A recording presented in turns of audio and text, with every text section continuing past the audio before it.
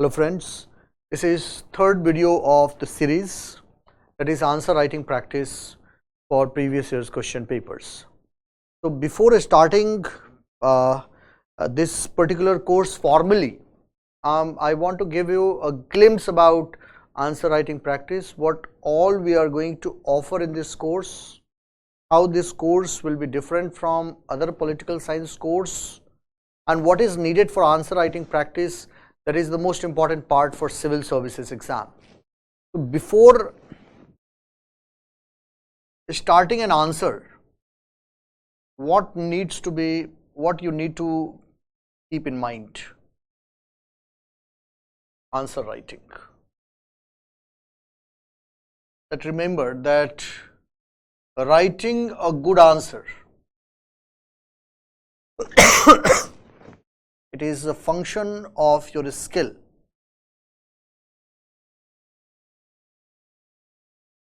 Plus knowledge.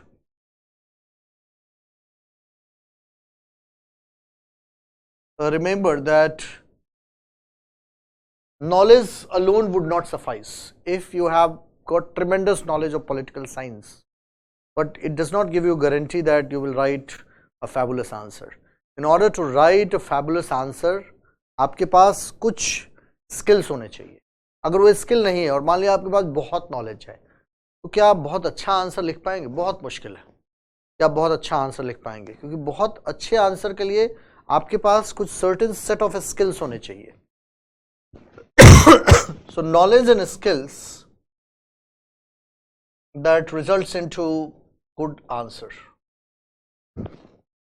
Now, what I meant by knowledge, do we need to have PhD level knowledge or masters in political science level knowledge? No.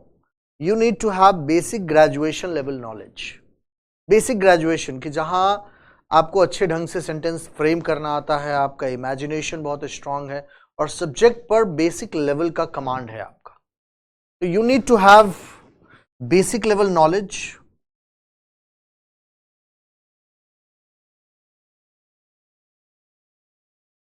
combined with current affairs. Civil services exam का indispensable part है current affairs. Optional आप कोई सा भी लेंगे, current affairs का बड़ा important role होता है सिविल सर्विसेज एग्जाम में. आपके आंसर का वैल्यू एडिशन वो करंट अफेयर्स के थ्रू ही पॉसिबल है. जहां आपको अगर स्कॉलर्स को कोट करना हो, मान लिया पॉलिटिकल साइंस में, या आपको कुछ नई बातें लिखनी हो जो अभी इंटरनेशनल पॉलिटिक्स में डेवलपमेंट चल रहा है, तो जो करंट में डेवलपमेंट चल रहा है that will fetch you marks. अगर मान लिया कोई डेवलपमेंट चल रहा है इंडियन पॉलिटिकल सिस्टम में, जैसे अभी लगातार बात चल रही है कि किस तरीके से जुडिशियल अकाउंटेबिलिटी को बढ़ाया जाए, तो ये करंट अफेयर्स का नॉलेज है कि अभी डिबेट में क्या चल रहा है, क्या प्रॉस है, क्या कॉन्स है. अब ये सारी बातें आपको करंट अफेयर्स से पता चलेंगी. तो basic level of knowledge combined with current affairs will do wonder. यही रीजन है कि सिविल सर्विसेज एग्जाम में आप डाइवर्स बैकग्राउंड के बच्चों को अच्छा करते हुए देखते हैं. उन्होंने पॉलिटिकल साइंस कभी लाइफ में नहीं पढ़ा है, उन्होंने एक ही साल में 8 महीने में 10 महीने में पॉलिटिकल साइंस पढ़ा है and they top the exam, they break all the records. क्या रीजन है उसके पीछे? कोई रीजन नहीं है. They develop this requisite set of skills जो आंसर राइटिंग के लिए जरूरी होता है. तो स्किल में क्या स्किल चाहिए? पहला, आपको तेज लिखना है, fast hand writing. 1. Second, you need to be very professional in your approach.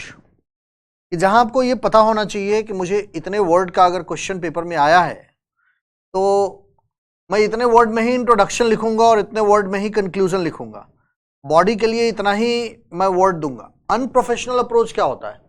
अभी एक क्वेश्चन का आंसर मैं आपको करवाऊंगा, मान लिया 200 वर्ड्स का, 200 वर्ड का क्वेश्चन है. वो आपने बॉडी पर अगर 120 वर्ड्स देना है या 130 वर्ड्स देना है और आपने बॉडी पर अगर मान लिया 250 वर्ड खर्च कर दिए हैं, आपने टोटल 400 वर्ड्स में उस क्वेश्चन का आंसर लिखा है. ये अनप्रोफेशनल अप्रोच है, क्योंकि word limit in a sense is time limit. Trust me, अगर आप बार बार वर्ड लिमिट को ओवरशूट करेंगे, you would never be able to complete your answer, you would never be able to complete your paper. इसीलिए word limit in a sense is time limit. आपको बहुत professional होना है अपने अप्रोच में, पहले से फिक्स्ड होना चाहिए। 150 वर्ड का अगर क्वेश्चन होगा, इतने क्वेश्चन में इंट्रोडक्शन लिखूंगा, इतने में कंक्लूजन लिखूंगा, इतने में बॉडी लिखूंगा। 250 वर्ड का होगा, इतने में इंट्रोडक्शन, इतने में कंक्लूजन, इतने में body. That is how it works. अगर मान लिया आपने 150 वर्ड के क्वेश्चन पे 400 वर्ड लिख दिया है, आप eventually you will lose out. कारण क्या है कि आगे आपका 50-60 वर्ड छूट जाएगा। तीसरा जो इंपॉर्टेंट एस्पेक्ट है, that is structure of your answer. ये स्किल है, बेहतर स्ट्रक्चर बनाना सीखा जा सकता है प्रैक्टिस के जरिए। जैसे मैं हर टॉपिक के बाद आपसे क्वेश्चन आंसर डिस्कस करूंगा जो प्रीवियस ईयर्स क्वेश्चन पेपर पूछे गए हैं। बेहतर स्किल अगर आप डेवलप कर लेंगे ना, तो प्रीवियस ईयर्स क्वेश्चन पेपर पर स्ट्रक्चर बनाना आपके लिए बहुत आसान हो जाएगा। इनफैक्ट अगर एक बच्चे को स्ट्रक्चर बनाना बेहतर तरीके से आ गया है, तो उसको सिविल सर्विसेज एग्जाम में हमेशा उस बच्चे पर एज होगा जिसके पास नॉलेज बहुत ज्यादा है लेकिन वो स्ट्रक्चर नहीं बना पाता है। So structure remains an important aspect of your mains examination. Structure कैसे हम बनाएं और लिमिटेड स्पेस में, लिमिटेड वर्ड्स में हम अपने आंसर्स को कैसे लिखें। इसलिए मैंने आपसे कहा कि तेज लिखना है आपको, you need to have a professional approach, and third, structure of your answer। ये आपको सीखना है, ये प्योर स्किल है। इसलिए आंसर राइटिंग में जो पहली बात मैंने आपको लिखी, स्किल कंबाइंड विद नॉलेज। और नॉलेज का लेवल क्या होना चाहिए, नॉलेज का डेप्थ क्या होना चाहिए? नॉलेज का डेप्थ पीएचडी वाला नहीं होना चाहिए, बेसिक लेवल का नॉलेज होना चाहिए, combined with current affairs plus innovation in your answer. Innovate आप कब करते हैं आंसर में? इनवेरिएबली मेरे पढ़ाने के एक्सपीरियंस में एक बात मेरे सामने आई है कि जो बच्चा पॉलिटिकल साइंस बैकग्राउंड का होगा, उस सब्जेक्ट में जिस बच्चे ने हायर एजुकेशन, हायर स्टडी की हुई है, मैं इनवेरिएबली देखता हूं कि वो बच्चा बहुत ही बुकिश आंसर लिखता है। अगर आपने मान लिया कि मास्टर्स किया है, पीएचडी किया है, तो आप जो आंसर लिखते हैं ना, वो बहुत बुकिश आंसर होता है।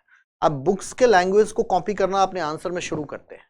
इसलिए नहीं कि आप चीटिंग कर रहे हैं, इसलिए कि आपने इतनी ज्यादा पढ़ाई की हुई है कि आप बुक्स के आंसर को अपने आंसर में आप लिखना शुरू करते हैं। इसमें होता क्या है, योर माइंड स्टॉप्स वर्किंग। एक बच्चा जिसके पास बेसिक लेवल का नॉलेज होता है, करंट अफेयर्स का नॉलेज होता है, वो अपने दिमाग को चलाना शुरू करता है। उसके आंसर में आपको हमेशा इनोवेशन दिखेगा। जैसे मैं अभी अपने एक बैच में प्रयागराज के एक बच्चे का आंसर देख रहा था। मैंने देखा कि बड़ा सेकेंड ईयर का वो बच्चा है, बड़ा स्पेशल आंसर लिखता है। उसके आंसर में मुझे खास बात क्या लगी, कंटेंट बेसिक लेवल का है, प्रेजेंटेशन बहुत शानदार है, और प्लस वो बच्चा करंट अफेयर्स से बहुत इंटीग्रेट करता है अपने आंसर को। तो presentation skill, another important aspect, that you need to have great presentation skill. क्या आंसर में आपको क्या पूछा गया है और उसको आप प्रेजेंट किस तरीके से करते हैं, that फेचेस you marks, that makes your answer very special. तो हम लोग एक आंसर डिस्कस करते हैं यहाँ। अभी जो मैंने आपका डेमो लेक्चर लिया था रियलिज्म पर, उसी के बेसिस पर इस क्वेश्चन का आंसर होना है। कैसे हम उस क्वेश्चन को ब्रेक करेंगे, कितने वर्ड में इंट्रोडक्शन लिखेंगे, क्या इंट्रोडक्शन में लिखेंगे, क्या कंक्लूजन में लिखेंगे, क्या बॉडी में लिखेंगे, इन सारी बातों के बारे में अब हम डिस्कस करते हैं। तो second aspect of this whole thing is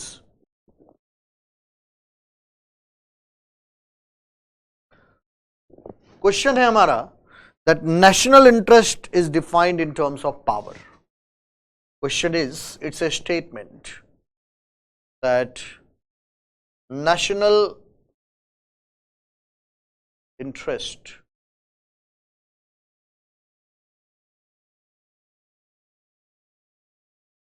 is defined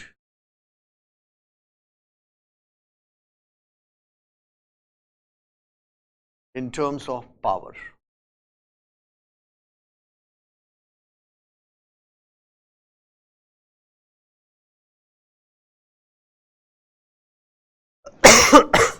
मान लिया इस क्वेश्चन का आंसर हमें लिखना है इन 200 वर्ड्स। और 150 words. National interest is defined in terms of power. Previous years question paper ये क्वेश्चन पिक किया हुआ है।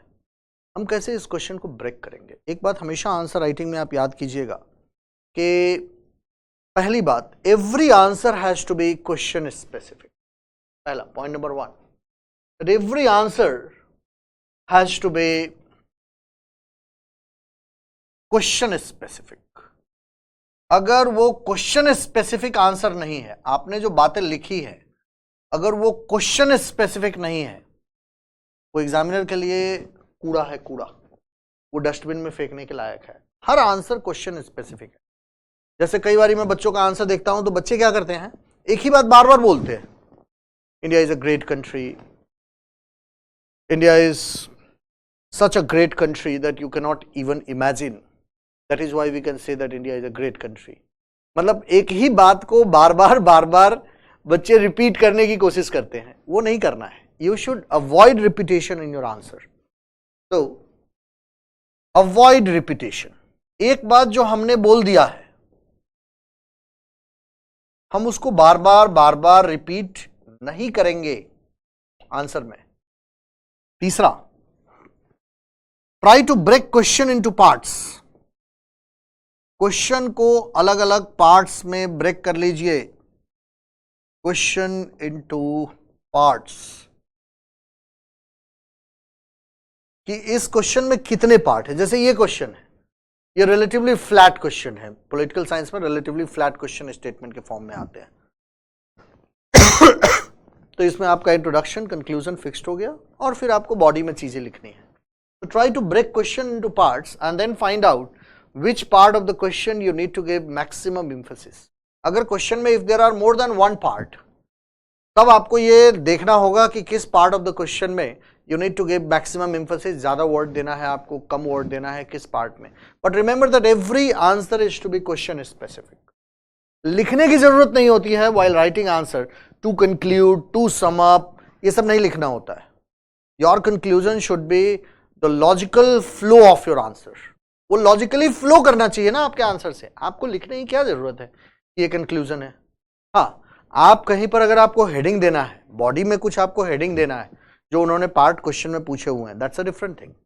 अदरवाइज कंक्लूजन बताने की जरूरत नहीं है, वो ऑटोमेटिकली सामने वाले को दिख रहा है ना, वो सामने वाला प्रोफेसर है, उसको ये बात समझ आ रही है कि ये कंक्लूजन, ये logical flow of the answer है। अब इस क्वेश्चन को हम ब्रेक करेंगे कैसे? देखिए, क्वेश्चन को आप मैथमेटिकल इक्वेशन की तरह से बनाने की कोशिश कीजिए, उससे आपका प्रोफेशनलिज्म भी झलकता है। मैंने आपको 2-3 बहुत यूनिक बातें बताई। क्या? स्ट्रक्चर। दूसरा, मैंने आपसे कहा कि question has to be, every answer has to be question specific. जो नहीं पूछा गया है वो नहीं लिखना है, कम शब्दों में अपनी बात कहनी है। अब इसको मैथमेटिकल इक्वेशन की तरह से अगर हमें ब्रेक करना है तो पहला पार्ट क्या होगा? इंट्रोडक्शन। इंट्रोडक्शन ध्यान रखना है, लिखना नहीं है वहां पर, ये आपको समझाने के लिए मैं लिख रहा हूं। इंट्रोडक्शन 200 वर्ड का क्वेश्चन है, इंट्रोडक्शन हमारा फिक्स्ड हो गया 40 वर्ड्स, मैथमेटिक्स से ये। कंक्लूजन हमारा फिक्स्ड हो गया 40 वर्ड्स, कंक्लूजन 40 वर्ड्स। जो सेकंड पार्ट है, बॉडी, इसका मतलब कि out of 200 words we have already exhausted 80 words. 40 word हमारा गया, 40 वर्ड इंट्रोडक्शन में, 40 वर्ड कंक्लूजन में। इससे ज्यादा इंट्रोडक्शन कंक्लूजन नहीं लिखना है। कम करना है तो कम कर दीजिए, इससे ज्यादा तो बिल्कुल नहीं लिखना है। अगर 150 वर्ड्स का होता तो इंट्रोडक्शन कंक्लूजन को हम और भी कंप्रेस कर देते, जिससे हमारे पास कंटेंट लिखने के लिए स्पेस होता। 120 वर्ड्स। आप कहेंगे सर ये हार्ड एंड फास्ट रूल है। देखिए, हार्ड एंड फास्ट रूल जैसी कोई चीज आर्ट्स के पेपर में होती नहीं है। हार्ड एंड फास्ट क्या होता है? सिंपली ये बोलने के पीछे का लॉजिक ये है कि इससे ज्यादा में लिखने की कोशिश नहीं करनी है। कम में लिख लेते हैं तो भी बहुत अच्छा है। कई बार कैसा होगा कि आप इंट्रोडक्शन को और भी कंप्रेस कर सकते हैं, कहीं पर आपको कंक्लूजन थोड़ा ज्यादा लिखना होगा। आप कहेंगे सर ये पता कैसे चलेगा? ये you will get to know only through practice. आप जब प्रैक्टिस करेंगे ना, ब्रेनस्टॉर्मिंग करेंगे बैठ करके, तो आप स्ट्रक्चर बनाना सीखते हैं। बच्चे सिविल सर्विसेज एग्जाम में ज्यादा पढ़ने में लगे रहते हैं। ज्यादा नहीं पढ़ना है, बेसिक लेवल का नॉलेज रखना है। आपको क्वेश्चन पे वर्क करना है। जैसे मैं आपका डेमो लेक्चर ले रहा था, तो उस फर्स्ट डेमो लेक्चर में मैंने आपसे एक बात कही, स्टैटिक एरियाज में whatever can be asked has already been asked. अब रियलिज्म पर क्वेश्चन 1979 से आ रहा है, आज 50 साल होने को है, आज 40+ ईयर्स होने को है। आपको क्या लगता है रियलिज्म पे ऐसा कोई क्वेश्चन बचा होगा जो यूपीएससी ने अब तक नहीं पूछा हो? आप अगर क्वेश्चन पेपर देखेंगे तो आप रियलाइज करेंगे बार बार क्वेश्चन रिपीट होता है। वो सेम क्वेश्चन नहीं पूछते, लेकिन क्वेश्चन को पैराफ्रेज कर देंगे, थीम सेम रखेंगे, क्वेश्चन की लैंग्वेज चेंज कर देते हैं। इसीलिए ऐसे क्वेश्चन को ब्रेक करना आपके लिए आसान है, provided you adopt a very professional approach in dealing with things. हम लोग यहां पर बहुत अप्रोच प्रोफेशनल रखने की कोशिश करेंगे, हम ज्यादा नॉलेज के चक्कर में नहीं, हम एग्जाम सेंट्रिक अप्रोच रखेंगे कि हमारा क्वेश्चन सॉल्व होना चाहिए। एग्जाम में अगर आप एग्जाम में कभी भी नॉलेज और एग्जाम में सक्सेस दोनों को रिलेट नहीं करना है। मैं बहुत सारे लोगों को जानता हूं, they have got exceptional knowledge, लेकिन उनका एग्जाम नहीं निकला। मैं बहुत सारे लोगों को जानता हूं कि उनके पास एवरेज नॉलेज है, लेकिन वो आईएएस, आईपीएस, आईएफएस बने बैठे। कारण क्या है? उनके पास एग्जाम से रिलेटेड नॉलेज था। तो बहुत ज्यादा नॉलेज होना और एग्जाम से रिलेटेड नॉलेज होना दो अलग अलग बातें। अब जैसे इस क्वेश्चन का आंसर हमें 120 वर्ड्स में लिखना है और आपने मान लिया 250 वर्ड में लिख दिया, ये बड़ा अनप्रोफेशनल अप्रोच है ना, आगे आपका 50-100 नंबर का पेपर छूट जाएगा। अब हम इस क्वेश्चन को कैसे डिकोड करेंगे वो समझने की कोशिश की। इंट्रोडक्शन में क्या लिखेंगे? This statement, it comes from a realist school of international politics, comes from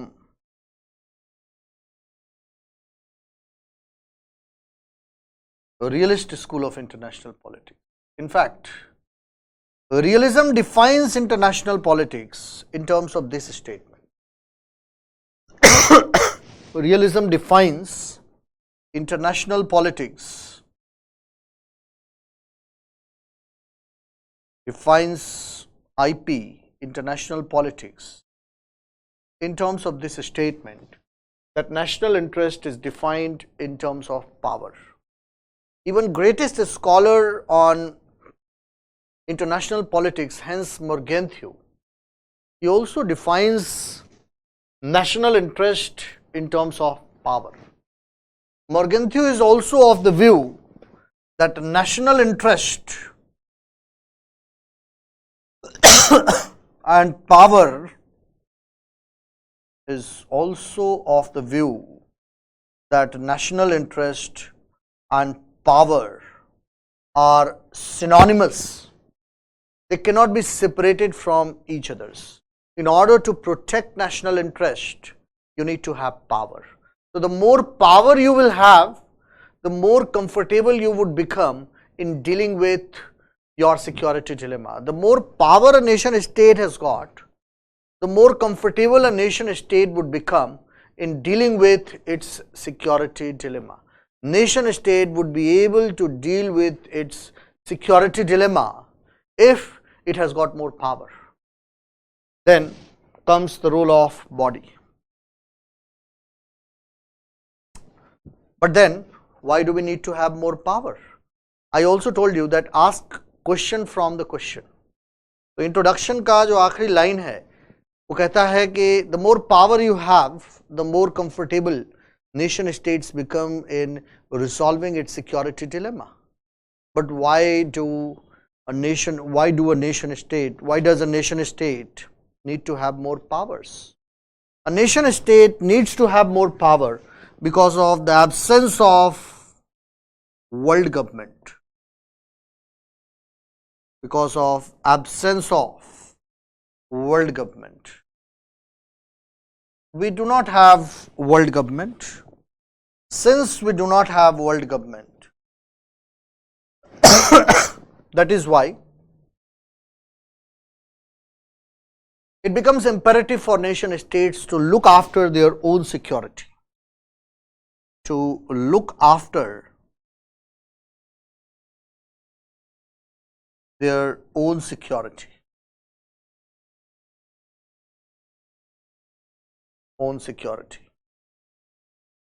A nation state would not be able to look after its own security if it does not have more power. It will always remain at back foot. It will become impossible for nation states to protect its national interest. Its national interest can be protected only when it has more power. So the more power a nation has got, the more secure its national interest would become.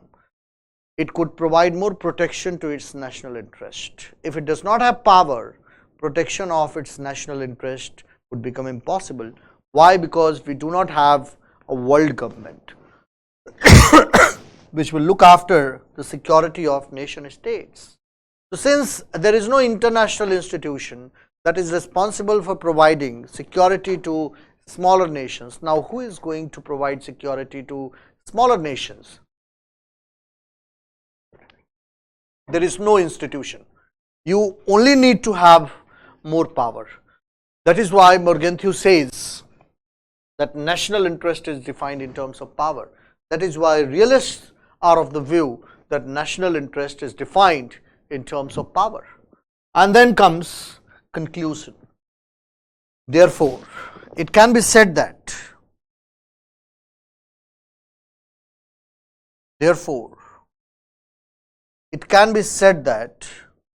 national interest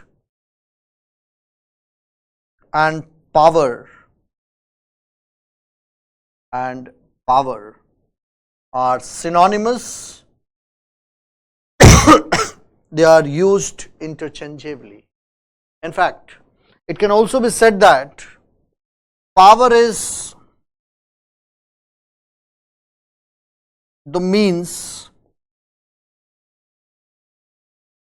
and national interest, ये अपने आप में भी एक question हो सकता है. Power is the means and national interest is the end.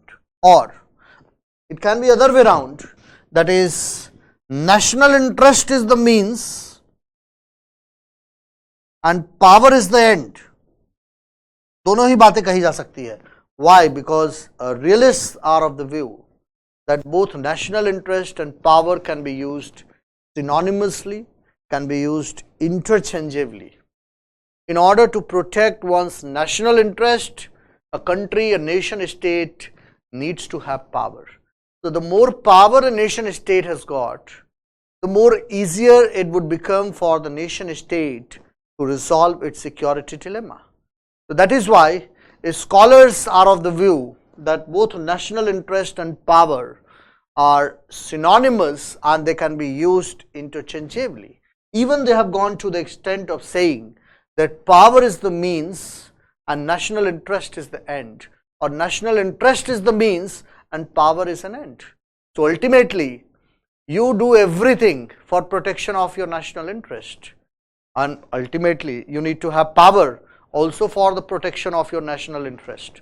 So both national interest and power becomes synonymous, becomes one and the same thing. That is how you will conclude this answer. तो अगर आप पूरे structure को देखेंगे तो आप एक बात रियलाइज करेंगे कि ये मैथमेटिकल इक्वेशन की तरह से है. It is no rocket science कि आपको कोई बहुत एक्सेप्शनल बात यहाँ आंसर में लिखनी है. एक्सेप्शनल बातों के लिए कोई स्पेस नहीं होता है आपके पेपर में. आपके पेपर में आपको कुछ बेसिक बातों का ध्यान रखना होता है, जो मैंने आपको शुरुआत में भी कहा. बेसिक बात जैसे कि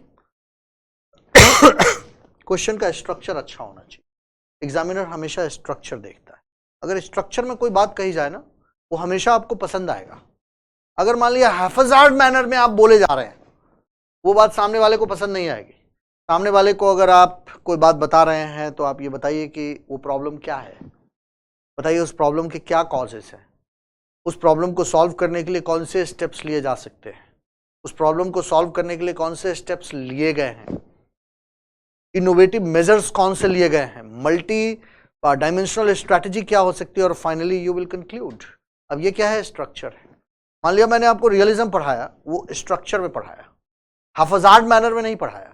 उसी तरीके से यहाँ आंसर लिखने का तरीका is different from graduation and post graduation answer.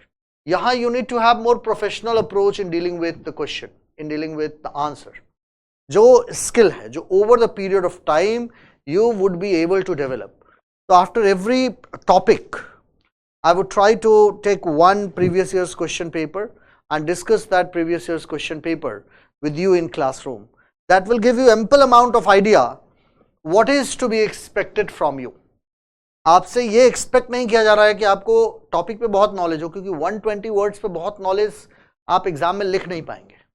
Exam में लिखने के लिए आपके पास 100 वर्ड्स कई बार मिलता है, कई बार आपको 90 वर्ड्स मिलेगा, 100 भी नहीं मिलेगा.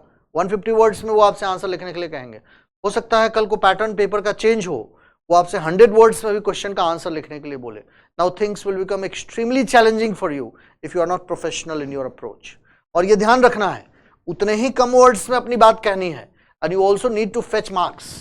नंबर भी आपको दूसरों से ज्यादा होना है, क्योंकि ये कॉम्पिटिशन है ना. तो नंबर कैसे ज्यादा आएगा? मान लिया कि अगर बुकिश नॉलेज आप देते हैं अपने आंसर में, तो आपका नंबर बाकियों से ज्यादा कैसे आएगा?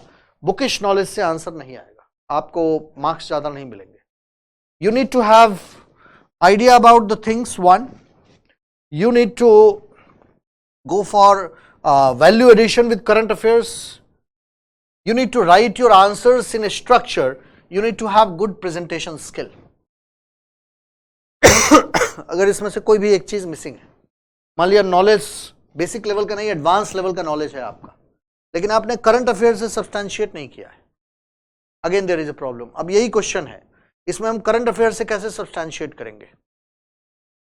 That in the words of India's foreign minister S Jaishankar, ये कंक्लूजन में लिख सकते हैं, in the words of India's foreign minister S Jaishankar, that India is pursuing its national interest by purchasing crude oil from Russia. India needed to have defensive weapons because in the past Western countries they denied to give India defensive weapons. So today India is pursuing ultra realist foreign policy. India is trying to augment its power at multiple levels. क्यों? In order to protect its national interest. तो एक दो line में आपने current affairs से related कोई चीज लिखी, या आपने किसी स्कॉलर्स को कोट करने की कोशिश की, that will make your answer special. वो आपके आंसर को स्पेशल बनाने का काम करता है. So you need to have basic level of knowledge combined with current affairs, innovation and good presentation skill. Skill में you need to write fast, professional approach, well thought out structure. जो structure होना चाहिए वो हैफजार्ड manner में. यहां अंग्रेजी नहीं दिखानी है, यहां एग्जामिनर को क्वेश्चन का आंसर चाहिए. बहुत फ्लावरी लैंग्वेज नहीं लिखने की जरूरत है.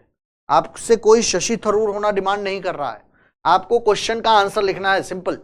इसलिए बहुत फ्लावरी लैंग्वेज में बहुत फंसने की जरूरत नहीं है. जब हम लोग भी पहले ऐसा ही सोचते थे कि भाई लैंग्वेज बहुत शानदार होनी चाहिए, बहुत फ्लावरी होनी चाहिए. Over the period of time I realized that it is not a test related to your linguistic skills. आपकी लैंग्वेज बहुत सिंपल होनी चाहिए, सामने वाले को समझ आना चाहिए कि आप क्या कहना चाहते हैं, क्या आपने क्वेश्चन का आंसर लिखा है. अब इसी क्वेश्चन के आंसर में कहीं भी कोई एक्सेप्शनल बात कहने के लिए स्पेस नहीं है आपके पास. क्यों? क्योंकि आपके पास वर्ड लिमिट है. हो सकता है इस क्वेश्चन का आंसर वो आपसे कहे कि 150 वर्ड्स में लिख दो या 250 वर्ड्स में लिख दो. You do not need to write answers in 400 words whereas the demand is of only 200 words. ये अनप्रोफेशनल अप्रोच है. आप 50, 100, 200 नंबर का क्वेश्चन आगे छोड़ देंगे, ये करने की जरूरत नहीं है. So in any such question, while decoding the question, you need to remember only a few things in your mind. That while reading question आपको क्या करना है? ब्लैंक माइंड से क्वेश्चन पढ़िए. एकदम ब्लैंक होना चाहिए. जिस समय आप क्वेश्चन पढ़ रहे हैं ना, आपके दिमाग में कुछ आना नहीं चाहिए. Point number 1, every answer is to be question specific. जो क्वेश्चन से रिलेटेड बातें नहीं है वो नहीं लिखूंगा मैं. एकदम क्लियर कर अपने अप्रोच में वो अप्रोच डेवलप कर लीजिए. प्लस रिपीटेशन नहीं करना है. एक ही बात बार बार हमें नहीं बोलनी है. हमने एक बात बोल दिया, अभी बार बार रिपीट नहीं करने की जरूरत है. And then you need to break question into parts. जैसे ये क्वेश्चन तो स्टेटमेंट बेस्ड है, अभी आगे कई क्वेश्चन आपको मैं करवाऊंगा जिसमें 2 पार्ट है. तो उसमें हमारे पास एकदम क्लियर कट अप्रोच है. एक इंट्रोडक्शन है, एक कंक्लूजन है, और प्लस 2 पार्ट्स हैं. आपको मैथमेटिक्स की तरह से ये डिवाइड कर लेना होगा अपने माइंड में कि कौन से पार्ट पे मेरे को कितना आंसर लिखना है. अगर 3 पार्ट है क्वेश्चन में तो मैं कौन से पार्ट पे कितना वर्ड लिखूंगा, अगर 4 पार्ट है क्वेश्चन में तो मैं कौन से पार्ट पे कितना वर्ड लिखूंगा, किस क्वेश्चन में इंट्रोडक्शन थोड़ा बड़ा होना चाहिए, किस क्वेश्चन में कंक्लूजन थोड़ा बड़ा होना चाहिए, this things I will discuss with you. ये स्किल है, ये जब आप रेगुलर बेसिस पर प्रैक्टिस करेंगे ना, जब सामने में मैं आपसे प्रैक्टिस करवाऊंगा, आप खुद से प्रैक्टिस करेंगे, so over the period of time you will होन दिस स्किल। और अल्टीमेटली आपके लिए एग्जाम पॉइंट ऑफ व्यू से यही बेनिफिशियल है, आपको यही तो सीखना है कि क्वेश्चन को कैसे ब्रेक किया जाए, किस क्वेश्चन के आंसर में हमें क्या लिखना है, एकदम टू द पॉइंट चीजें लिखनी है, बहुत ज्यादा हैफजार्ड मैनर में चीजों को बहुत फैलाने की जरूरत नहीं है। किस तरीके से हम करंट अफेयर से क्वेश्चन को सब्सटैंशिएट करते हैं। कई बार आपको पॉलिटिकल साइंस और जनरल स्टडीज में कॉमन क्वेश्चंस दिखते हैं, आपको जान के हैरानी होगी क्वेश्चन एग्जैक्टली डिट्टो सेम होगा, जो जीएस में पूछा हुआ होगा वही लाइन आपको पॉलिटिकल साइंस ऑप्शनल में पूछेंगे, लेकिन दोनों क्वेश्चन के अप्रोच में फर्क आ जाएगा। क्या अप्रोच में फर्क आ जाएगा? जब आप पॉलिटिकल साइंस में आंसर लिखते हैं ना, सो यू कोट स्कॉलर्स, जब आप जनरल स्टडीज में आंसर लिखते हैं you do not need to quote scholars. That is how you will differentiate your answer with general studies. अगर same question, same type of question पूछा जाए, जो होता है कई बार कई सब्जेक्ट में, जैसे पेपर 1 में जो विमेन मूवमेंट और बाकी सब वाला टॉपिक है, उससे रिलेटेड क्वेश्चन यहाँ भी पूछे जाते हैं इंडियन गवर्नमेंट एंड पॉलिटिक्स में, इंडियन पॉलिटी के क्वेश्चन, आईआर के क्वेश्चन। कई बार आपको एथिक्स के पेपर में पॉलिटिकल साइंस वाला सेम क्वेश्चन दिखेगा, जो मैं आपको क्लास में करवाऊंगा, and unexamined life is not worth living, और पता चलेगा पेपर में भी वही पूछा हुआ है। गांधी जब हम करेंगे और वहां पर हम डिस्कस करेंगे कि there is enough in this world for everyone's need but not enough for anyone's greed, ये पूछा हुआ क्वेश्चन है। ये पॉलिटिकल साइंस में भी यहां हम लोग डिस्कस करेंगे, but our approach will be slightly different. In general studies you write generic answer. In optional paper, you need to write answers like a specialist, and for that you need to quote a scholar. So that is all about this lecture. I hope I have tried to solve many of your queries, many of your doubts. अगर आप एक बारी course join करेंगे, so then we will extend this whole process. So that's all for this lecture. Thank you.